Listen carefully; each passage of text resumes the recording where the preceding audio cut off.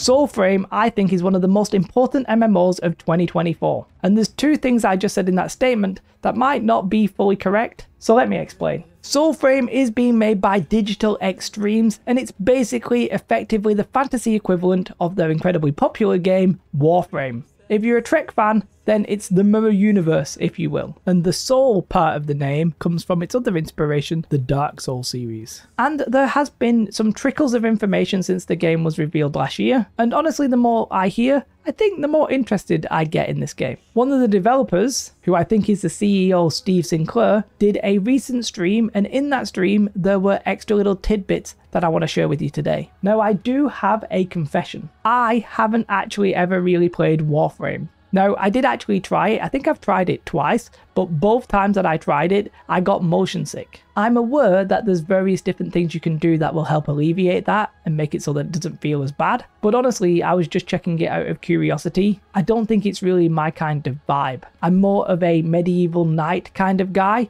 than a space ninjas kind of guy. And that's okay, because that's where Soulframe comes in. However, what this actually means is that there's going to be some similarities between Soulframe and Warframe that I don't truly fully understand. And I just want you to keep that in mind. Now, during the stream, Steve was asked if there was a big plan for Soulframe, and the plan was basically to have no big plan. They want to build it like they did with Warframe and just release it as soon as they can and build it as quickly as they can. And that's really the first thing that I said from the intro that might not be true. I don't actually know when this game is coming out, and if I'm honest, I think 2024 might be a little bit doubtful. They are moving quickly though, and there are more and more testers getting in the game, although at the minute I'm not in the testing pool. And they did sort of suggest at one point that the game might not release in early access on Steam like Warframe did. They might simply go straight to the release, and that's because the beta signups are effectively acting as early access for those dedicated fans. I'm not sure how true that is though, but when I look at the stream and all the footage that has come out, it does seem that the game is progressing pretty damn decently, and it's in sort of pre-alpha now. I actually think that he called it pre-alpha, and I'm not sure how many pre's, but there were a lot of pre's. But I wouldn't be overly shocked if this just gets a surprise release at some point where you can play it. It might not happen in 2024, but it might just come out of the blue a little bit. I don't know why I just get that vibe. I don't know if that's what they did with Warframe. That's just the feel I get. When I was watching the stream, one of the first things I noticed is that it was played on controller. So it definitely seems there's going to be inbuilt controller support straight from the get-go. And actually, I think it'll probably release on consoles at the same time. Not sure about that. But for me, really, truly, the most interesting part about the game is the targeting and the combat and the controls. So the way that the targeting is working when it comes to the controls, in the stream, Steve said that if you do like a block or a hit in an enemy's direction, then the game will just lock on for you. Yes, you purely are locked on. It's very Dark Souls-esque like that. It's not New World-esque where there is no lock-on, although even that's changing maybe this year. Now, when you are locked on, I'm not sure if there's any way of switching between one enemy versus another, if there's any way of tabbing between them, if you will. But that's the way that the lock-on is going to work for the combat. How that will feel when they use mouse and keyboard, I don't know. It sort of seems like it could be annoying, but we'll wait and see. But the reason I think that this is super important and this lock-on is super important in an action combat game,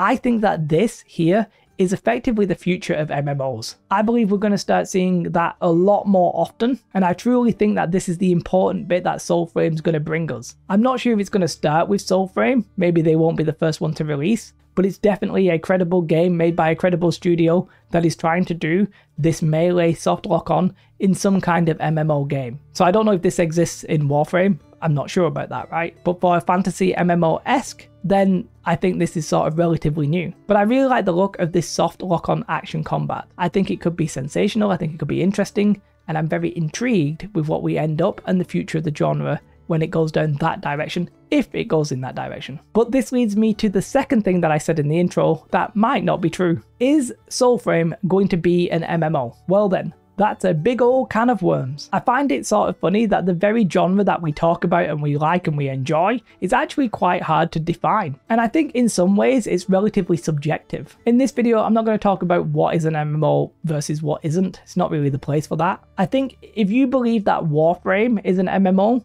then Soulframe will definitely be an MMO. in your definition. And that's fine. For my taste, it's not really a classic MMO, but that's also okay, not every game has to be that. I did try to find what the devs were calling it, and in their release statement on their website, they call the game a free-to-play action hybrid MMORPG. So it's some kind of non-classic MMORPG, even according to the devs. Now, trying to read in between the lines with my absolute minimal Warframe knowledge, the way I think it's going to work is this. The dungeons I think are pretty much confirmed to be co-op, probably up to 4 or more players. The open world I'm not so sure about. There will possibly be some hub sections where players can congregate in large numbers, and then the open world is going to be released I think in chapters, because they did say that there is apparently a big open world map, but currently it's locked off for testing. I think it will get opened more as the chapters come out. Now the first chapter is going to be the prelude, and then they're going to release multiple chapters over time. And by the way, if you come to the game after multiple chapters are out, you can just do them in any order. Now Soulframe itself will take place on a single large open world area known as Midrath Island. And the open world itself is static. And what I mean by that is the world isn't procedurally generated.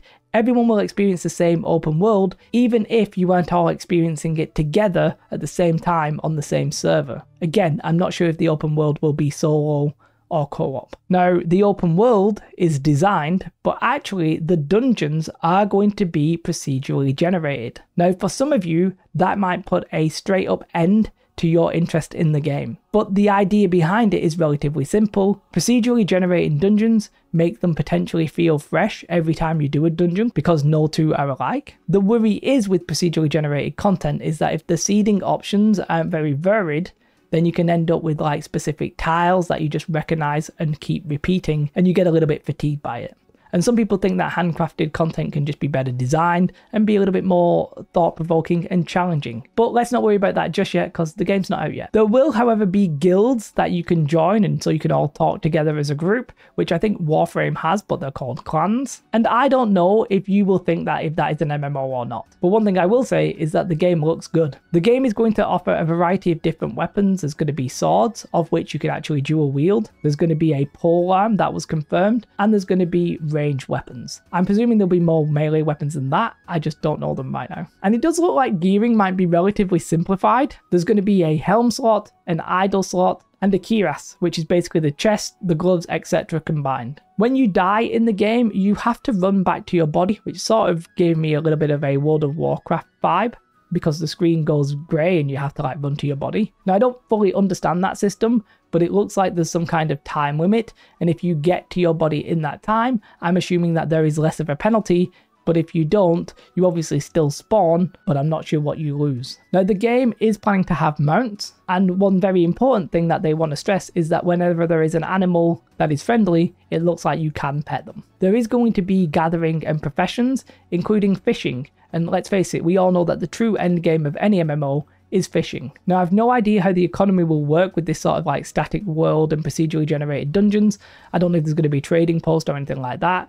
Don't think anybody knows right now apart from the devs and the testers, but it will be something to keep an eye on. Now interestingly, Steve did say that they currently do actually have a roadmap and they're going to share it at some point in the new year. Well, the stream was actually at the end of 2023, so this is basically at some point in 2024. It might be that the game is what I just described. It might be that there's going to be some single player story content, which will be released in chapters. This will either take place in the open world or maybe pre-designed dungeons. And then there will be more procedurally generated repeatable content, which are the dungeons that you can definitely do as a co-op. I don't know if you can do the story as a co-op or not yet. Now, the developers did call this a hybrid MMO, and I don't know if more MMO features are planned than that.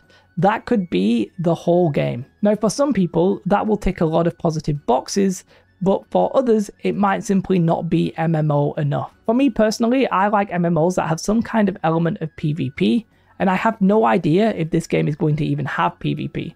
I haven't found anything that implies that there will be PvP, no real mention of it, I don't think. But I do absolutely love the look of the combat, and I'm excited to see more games implement this style, and maybe it all starts with Soulframe. There have been lots of little bits of information about like lore and things like that, but gameplay wise, I don't really think we know more than what I've just shared. You can let me know in the comments if I'm wrong. For me, it's the combat that makes this game important and very relevant to the MMO genre. I do wish it was a classic MMO in this style, but I know some of you will enjoy what the game is planning to be, and I don't want to try and change that because not every game has to be for me. And even myself, I think I will definitely give this a go. I'm very much excited about it. I'm so intrigued in the combat, how it will feel. It looks sensational. I'd be very eager to play it. I'm very intrigued, but I'm not fully convinced it's for me simply because of its lack of potential MMO facilities. Only time will tell, I guess, in that regard. Let me know your thoughts in the comments below. Big shout out to my Patreons. I do really appreciate you guys. Have a most beautiful day. Like and subscribe. Bye.